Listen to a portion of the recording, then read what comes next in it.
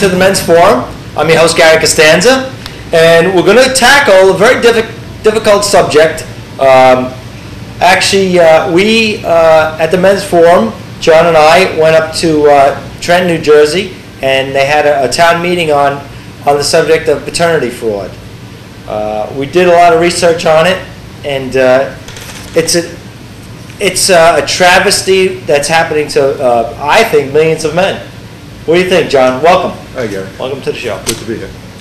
Yeah, it is a tragedy that people can make accusations without any evidence necessary and get away with the things that they're getting away with. And our friend and colleague, Carnell Smith, the founder of PaternityFraud.com,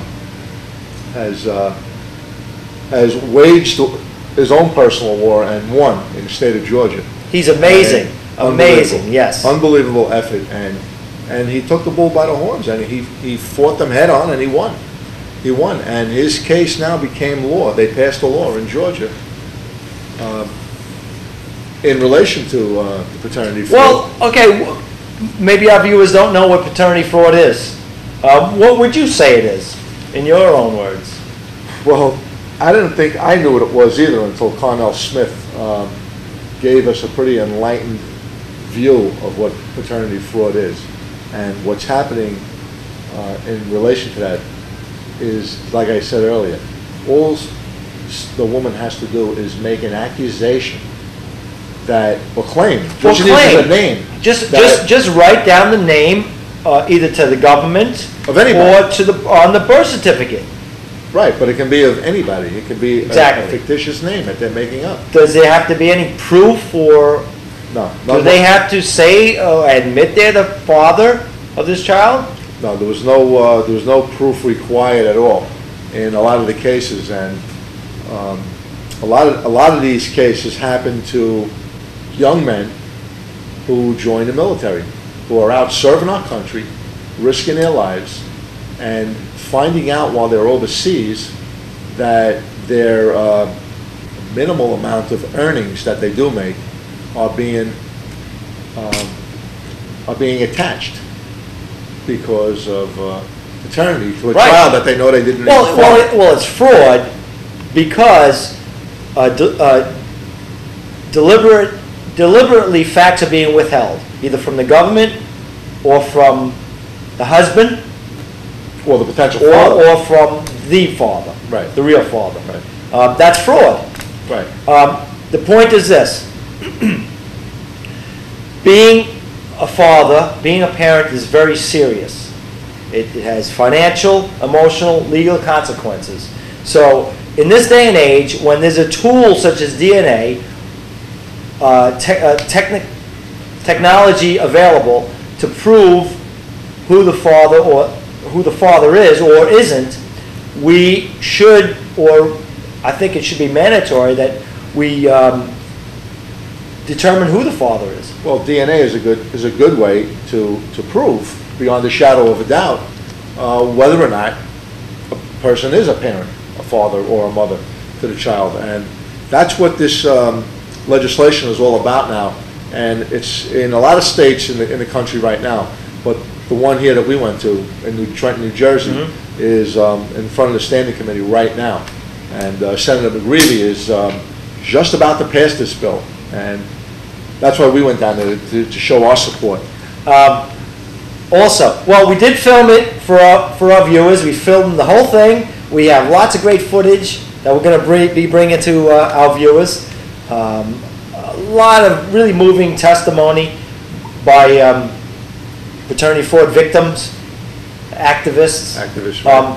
The husband and wife team of the McCarthys, I think that's their name. Yeah, as a matter of fact, they sponsored that whole thing up in New Jersey, and they're almost single-handedly going to get this bill passed in New Jersey. Hopefully, it does get passed. Right. Well, keep in mind too, I wanted to mention too that Carnell Smith. Now, this guy is a pioneer. This guy did take on the court system in Georgia on his own.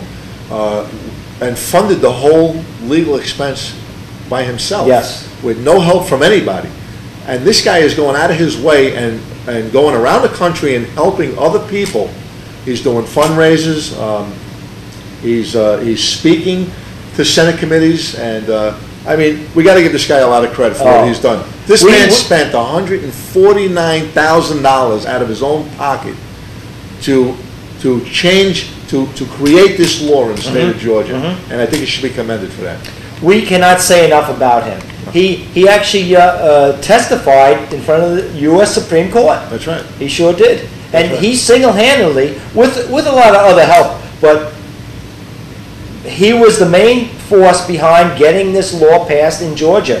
And there are only, I believe, only 2 other states that have this law. I believe it's Ohio and Maryland, right. have paternity fraud laws on the books that prevent men from being forced to pay child support for children that are not theirs. That they didn't now, follow. see, I don't know if we explained it yet, but I want to explain it now that, believe it or not, even if you go to court, family court, the Supreme Court, and say, I'm not the father, and even if the mother admits that you're not the father, if you're married to the woman, that child is considered part of the marriage, whether or not you're the real father, and you will be responsible for child support, even if you're then divorced. Right. Well, that ties into some of the child support laws that we have in effect in our state here right now. They want to use. They need a body. They need somebody that they can go to and to replenish the welfare fund. Okay. Yep. Because the politicians have been draining that fund left and right, and you and I are going to pay for it. Okay. Or you and I as a potential father. Exactly. In the case. Exactly. And that's what's happening here. And this is the injustice. So that's why if they allow the DNA testing to be law in all the states, exactly, that's going to shut down a lot of this false accusation. Well, I can't stress enough that the truth needs to be told. When a child is born, the child should be tested, DNA test be made to find out who the father is. And if the husband is not the father, the child has the right to know, the husband has a right to know, and the real father has a right to know. Okay? If this woman committed fraud or committed adultery, we don't care if it's adultery or not, but the point is, it's perjury, Gary. Don't start a child's life off with a lie. It's perjury, and the ill effect of that perjury is that it's ruining 3 lives with one claim. Exactly. The accused father, yep, the father, the real father, the biological father, and the child is the one. Exactly. Okay? And it's more than that. We saw testimony at that town hall meeting. It's extended family.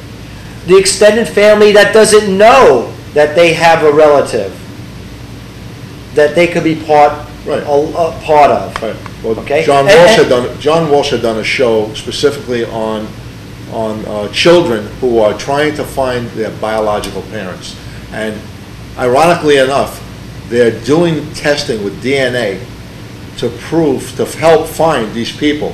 Also, people have no clue. They want to start a new database when it comes to adoptions. When a woman gives a child up, a young girl, mother, whatever the case may be, when somebody gives up a child at birth at the hospital, they have to keep more accurate records, because the only thing they have is whatever social services has, and you call them up, and depending on what kind of an attitude you get from a phone operator that day, if they're sympathetic enough to go out of their way and do some digging and research for you, they'll help you. Otherwise, you're up the creek without a paddle. Yes. And we'll never know this information. Yep. So the DNA testing is also good in that respect, because in our country, well, in this state, anyway, that I know of, and I'm pretty sure that it happens all over the country. When a child is born, they fingerprint it and they take footprints. Yes, but exactly. Like you said, that's not enough. We need to use the tools, the technology that we have today. Well, this crazy law dates back to old English common law, where they didn't have the means to determine who the father is. So it was assumed that if the parent, within the family, if a married couple, you assume that's it was within the family. Within the family. Right. So the husband is the father. That's a good point. And but the point is now that we have means to determine the reality of it. Right. Technology's come quite a long way in 500 years. We have to use it. We can't pick and choose what we want out of English law, because that same English law treated children and wives as property That's right. of that man. That's right. We don't use that anymore, certainly not, No. okay? So, you know. Well, I think Carnell made reference to that when we were down there at the, He did. at the meeting down there. Right, exactly. And you know what? The best thing, the most important thing that I heard, the most powerful line that I heard come out of him from his heart, okay? When we were, after the whole thing was over, we were back in his room, you and I, and we were talking general things about, you know, what's going on Right. and what his wages was through and what everything was like. But he said, I remember, and it stuck in my mind, and it's a God's honest truth. He says, what's happening with people is you can't look to take credit personally for anything. This is something that people, we need to make them aware of. He doesn't want credit. This guy is genuine, Sure okay? is. This guy fought a genuine war. He was a buddy of his down there, who found out one of the victims. His daughter, Sarah, 7 years, okay? He wrote the song, Sarah's Song. Yes. It's been played on every country and gospel radio Yep. station Yep. from Tennessee to California. And I have a copy. It was a fundraiser. Right. They were using it. I bought a copy too, and I had met the singer, the producer, and the writer, and they were kind enough to autograph it for me. Well, we actually have that on tape. The singer actually sang it for us live, and you know, we made that show that to our viewers. That was very moving, Very especially touching. the writer, because Well, he this spoke. is real life, and that's Yes, the name of the real song, life, Real exactly. Life. And it's so heartbreaking that Right. that real life can happen. This can happen to any man. Right. Okay, whether or not it's you actually even knew this woman. Many times, a woman will just you're an acquaintance and name you as the father, and you have to fight for years. Right, it's a fight that never ends. Right. Exactly. Fight that never ends. Yeah. And Gary, the sad part, the scary part is that people really have to listen to what we're saying here and pay attention to this footage that we got here, because this is so important. You cannot imagine your wildest Yeah. dreams. Oh, yeah. Like our friend down there. He was a father for 7 years, and his wife comes to him and says, "You're not the father of this child." After 7 years. This guy is a part of his child's life, morning, noon, and night. She's the only father that this child knows. This is his daughter. And it's like waking up one day and just having your head cut off, all right? He's been removed from his house. He no longer, not only does he not have a wife and a life and a home that he was building, but he lost his child. And the ironic part is that this guy was her father, was the only father that she knew, and he was the only daughter that he knew.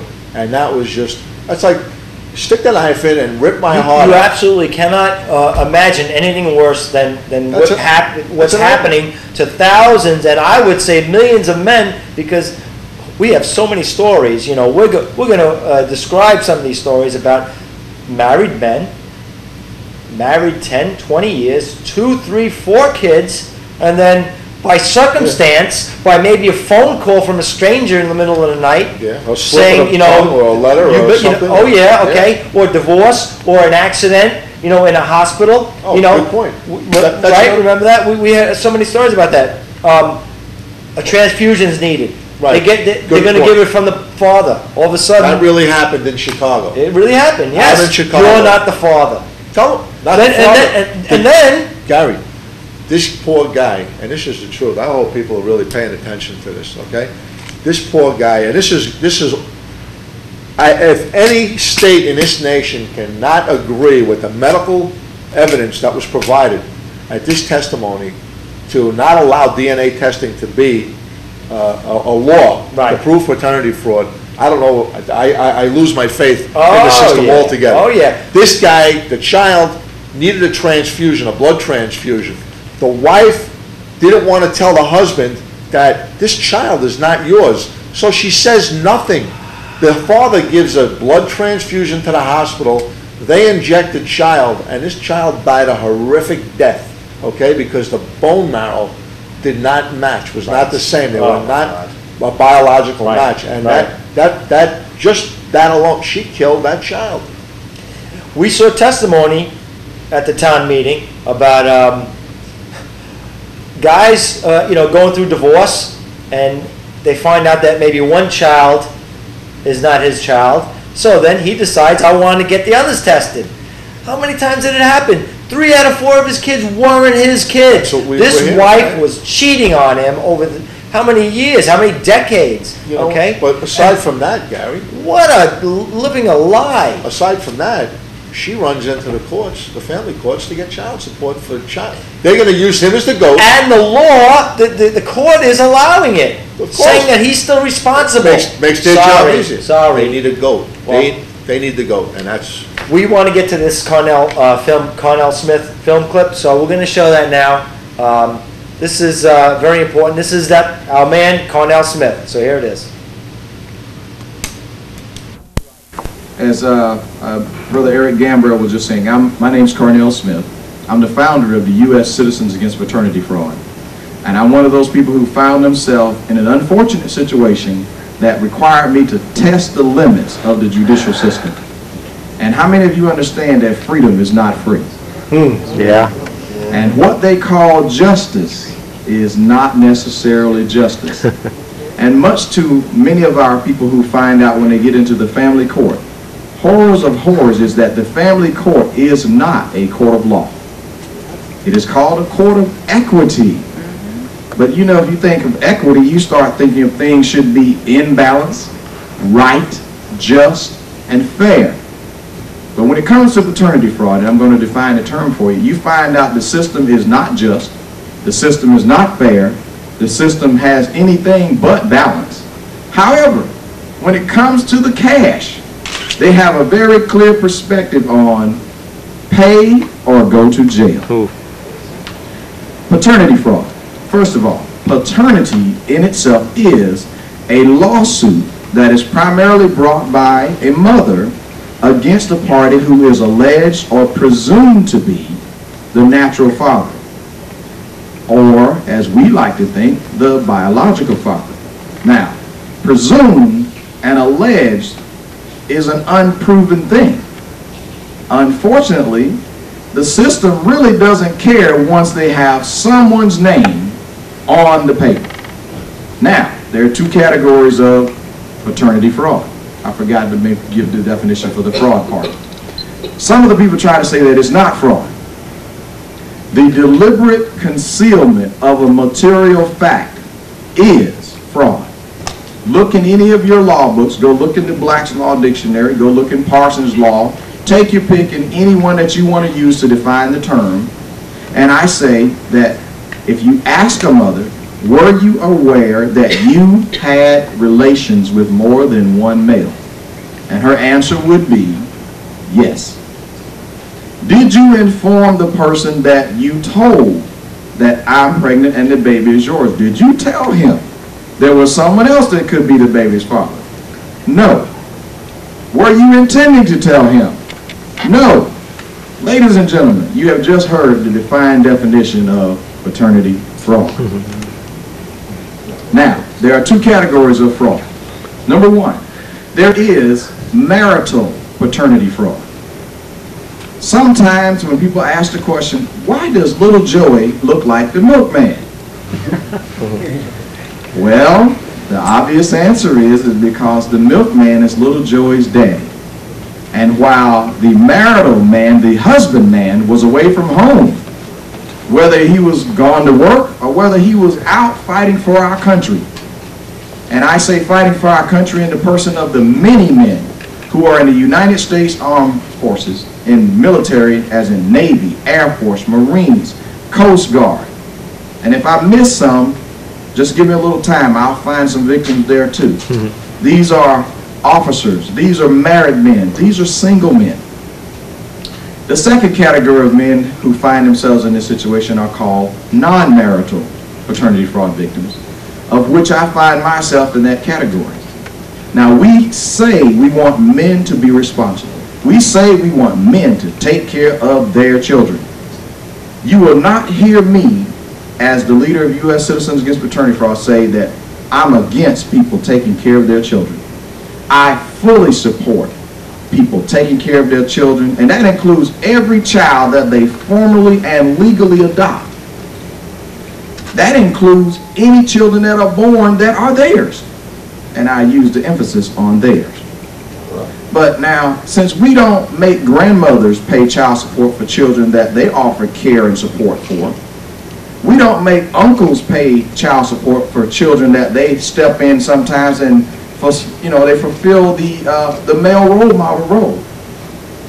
Do you understand that if we made that a dangerous thing for people to get involved in helping with children, that you would almost have a category of single moms would be almost untouchable, as in guys would be afraid to date a single mother?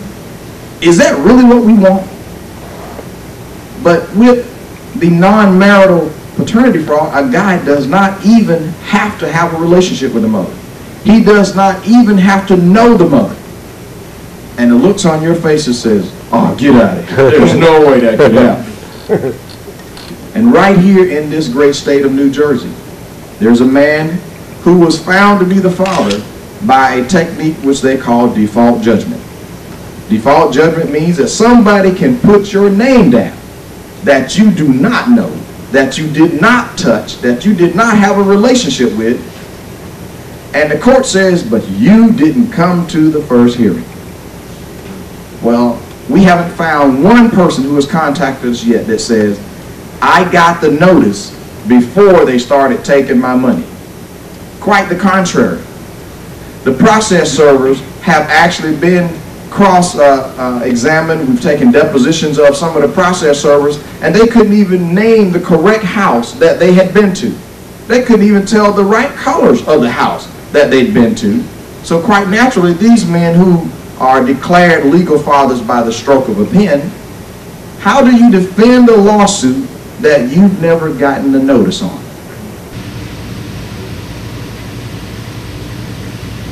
All right, welcome back. Wasn't that a great film clip?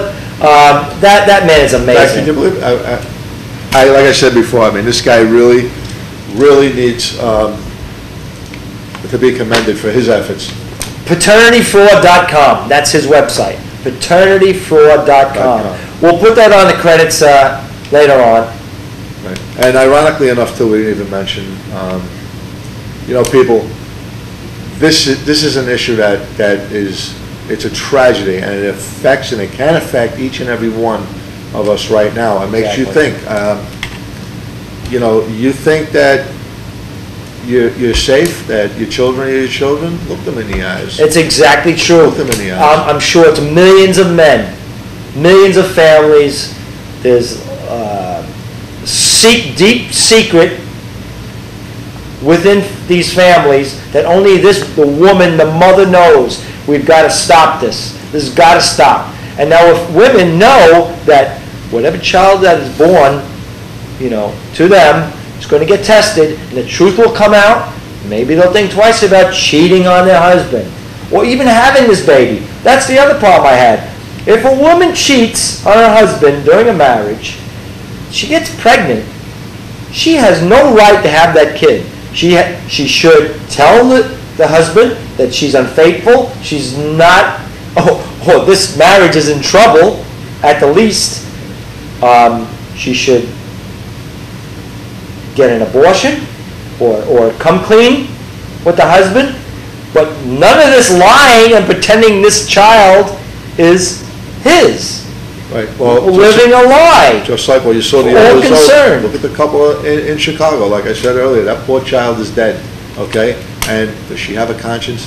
Is she ready to live with that child's death on her mind for the rest of her life? I hope she lives a long, long life behind bars. That woman. Okay? Yeah. Fraud. This is fraud. Right. And that's the theme of many hundreds of thousands of dollars are being spent on a child that's not his. I'm sorry. There's another speaker that we saw. I believe his name was Murray Davis. He really gave a great speech. But one thing I love what he said is that the cliche nowadays is that fatherhood is more than biology. Guess what? We just repeating it over and over. I guess we start believing it. But guess what? It's not. Fatherhood is biology. Okay? If you're not the biological parent, you're not the father. You're simply not the father. You could be other things. You could be a mentor. You could be an uncle, A big brother. a big brother, Right, okay? but you have the right to know. Or you could be adoptive father. But You know, many adoptive parents are as good as any other parent. That's right, but you okay? need to know You need that to know up the front. truth. Right, The thank you. truth has to come out, Thank you. okay? You know, fatherhood is biology, Right. okay? And you should not force any man to pay support to a child that's not his. Sorry. Right. We don't, as some other people will make, that we heard making points, we don't make grandparents pay support for their Child grandkids support, right. or next door, you know, or big brother or uncle. I mean, they're close, they love their niece and nephew or grandchild, but we don't force them because they love the child to pay support.